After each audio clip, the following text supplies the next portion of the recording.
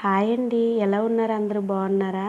నేనైతే ఈరోజు లంచ్‌లోకి టమాటా అండ్ ములక్కాడ కర్రీ ప్రిపేర్ చేస్తున్నానండి.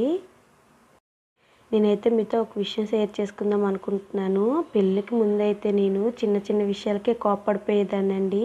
ఎవరైనా ఒక మాట అంటే అస్సలే పడేదాన్ని కాదు. కానీ పెళ్ళయ్యి పిల్లలు పుట్టినాక బాధ్యత పెరిగి కోపం తగ్గుతుంది అంటారు కదా! సేమ్ నాకు అయితే ఇలానే జరిగిందండి. పెళ్ళైనాకైతే నా కోపం చాలా వరకు తగ్గిపోయిందండి. సో ఏంటంటే కోపంతో ఉంటే అది మన పతనాన్ని కోరుకుంటుంది. ఓపికతో ఉంటే అది మన స్థాయిని రెట్టింపు చేస్తుంది కదా! సో ఉన్న చిన్న లైఫ్‌లో నవ్వుతూ అందరితో హ్యాపీగా కలిసి ఉందామండి. నా వీడియో కనుక మీకు నచ్చినట్టయితే ప్లీజ్ సబ్స్క్రైబ్ చేయండి. అలాగే మీ ఫ్రెండ్స్ అండ్ ఫ్యామిలీ మెంబర్స్‌తో మన వీడియోని అయితే షేర్ చేయండి ఫ్రెండ్స్. మీరు after marriage and before marriage మీ కోపం ఎలా ఉందో కామెంట్ పిన్‌లో నాతో షేర్ చేసుకోండి ఫ్రెండ్స్. బాయ్.